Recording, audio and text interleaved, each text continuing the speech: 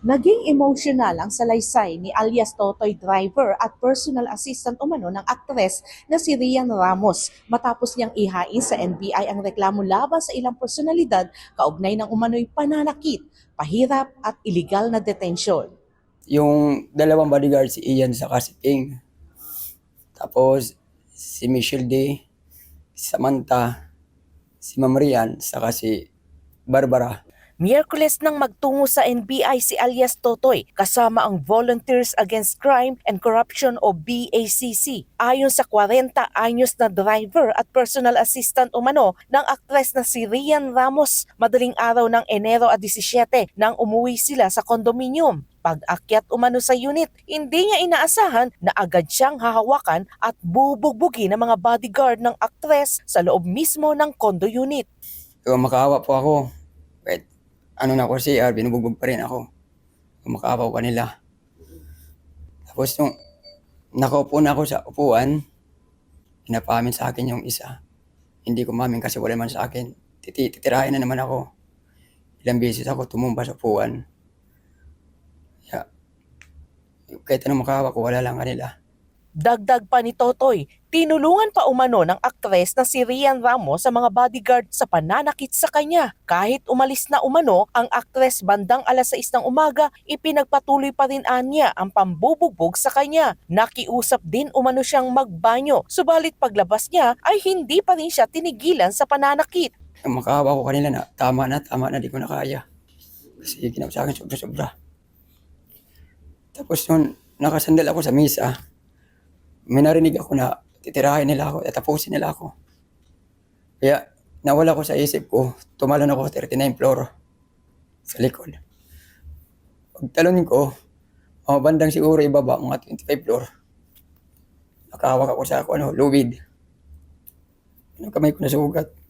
Tapos pagtalon ko nun, sa mga 25th floor daw, sabi ng ng OIC, pag-angat ng tinalon ng lubid, nakapasok ako ng parang siya kwarto ng mga babae, pintana. Matapos makalabas ng kwarto, sinubukan umano niyang tumakas sa pamamagitan ng elevator pababang ground floor. Subalit nakita raw siya ng OIC ng condominium at ng dalawang bodyguard ng aktres, hinawakan at muling inakyat sa unit. Ayon kay Totoy, nang makaalis ang OIC ng kondo, ipinagpatuloy muli ang pananakit sa kanya. Kinabukasan, Enero 18, dumating naman umano ang isang beauty queen na patuloy rin daw sa pananakit at pagpaparusa sa kanya. Tapos nung kinabukasan, dumating yung Michelle Lee, mga 18. Pinarusahan niya ako.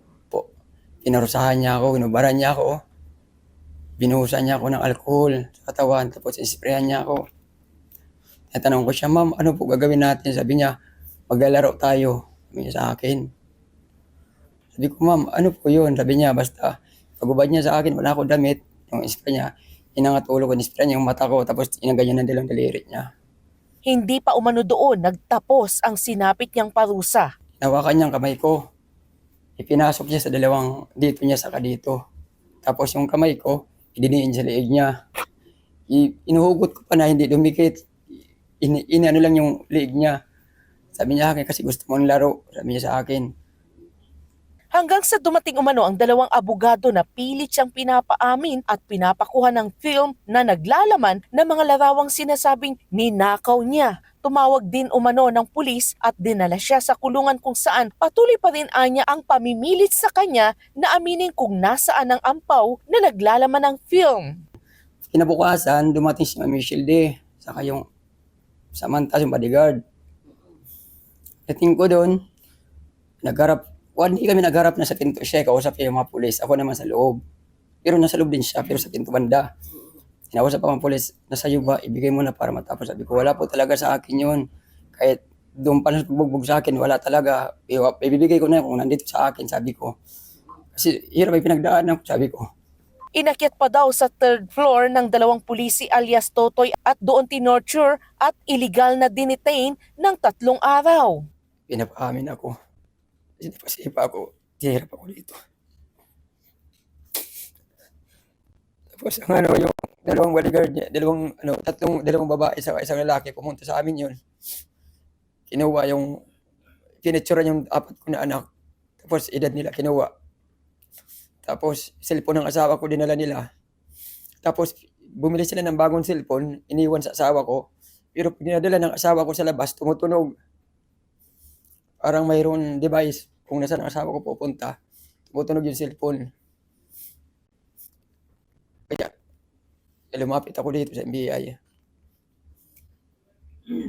Ayon naman sa pahayag ng Southern Police District, handa umanong makipagtulungan ang Makati City Police Station sa isinasagawang masusing investigasyon ng National Bureau of Investigation o NBI kaugnay ng reklamo laban sa ilang personalidad. Ayon sa pulisya, kasalukuyan pa lamang nilang kinukuha ang sinumpaang salaysay ng nagre-reklamo laban sa mga sangkot na aktres at sa ngayon ay wala pa umanong naihahaing kaso sa tanggapan ng piskalya o sa Department of Justice. Dagdag pa ng Makati Police, Huwebes ng madaling araw ay nakipag-ugnayan na ang kanilang legal officer sa NBI upang magbigay ng anumang posibleng tulong sa investigasyon. Tiniyak naman ng pulisya sa publiko na gagawin nila ang lahat ng nararapat at wastong hakbang upang mapagsilbihan ang hustisya at maprotektahan ang karapatan ng mga umano'y biktima. Samantala ayon sa NBI, wala pang naihahaing kaso laban kina Michelle D., Rian Ramos, Samantha Panilio at ilang pulis Makati dahil patuloy pa rin nilang bineberipika ang reklamo ni alias Totoy. Ayon kay NBI spokesperson Attorney Palmer Malyari, hindi agad pinaniniwalaan ng ahensya ang salaysay ng isang complainant at kinakailangang suriin muna ang kredibilidad at katotohanan ng mga aligasyon. Posible ring magpadala ng subpina sakaling may makitang sapat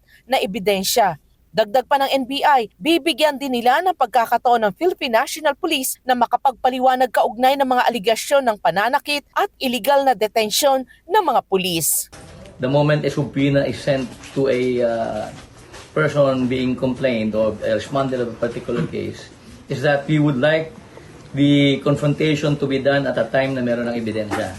Kasi the reason for the subpoena is for them to be notified of the nature of the investigation being conducted by the NBI and the type of evidence collected. Sa panig naman ng kampo ni Rian Ramos at Michelle D., sinabi ng kanilang legal counsel na hindi pa umano nakatatanggap ang kanilang mga kliyente ng kopya ng reklamong inihain sa NBI at sasagot lamang sila kapag natanggap na ito. Iginit din ng kampo na walang naganap na illegal na detention dahil si alias Toto ay residente ng condominium at nagsisilbing driver ni Rian Ramos. Ayon pa sa abogado, ang huling insidente sa pagitan ng kanilang mga kliyente at driver ay nang magsampa si Michelle D. ng kasong kriminal na qualified theft laban dito. Isang kasong inamin umano ni alias Totoy at kung saan ay ibinalik pa niya ang ilan sa mga gamit kay Michelle D. Dahil dito wala umanong nakikitang anumang lehitimong dahilan ang kanilang mga kliyente sa paghahain ng kasalukuyang reklamo, kundi ito ay ginagamit lamang bilang panggigipit at isang mapaghiganting kaso kaugnay ng nasabing kasong qualified theft.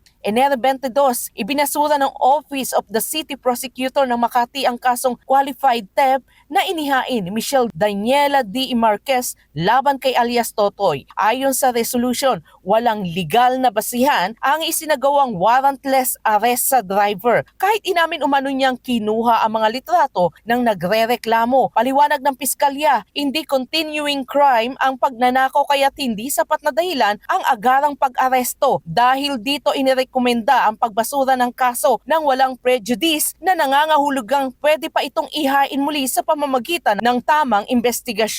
Inaprubahan din ang agarang pagpapalaya kay Totoy, maliban kung may iba pa siyang kinaharap na legal na usapin. Huwebes ng umaga bumalik sa tanggapan ng NBI ang driver at personal assistant ni Rian Ramos alias Totoy kaugnay ng reklamo laban sa aktres at sa dalawang beauty queen. Ayon nga sa NBI, kinakailangang kunin ang karagdagang pahayag ni Totoy upang linawin ang ilang detalye ng insidente. Ito'y bahagi pa rin ng nagpapatuloy na investigasyon ng ahensya laban sa mga sangkot. Para sa Diyos at sa Pilipinas kong mahal, Cherry Light, SMNA News.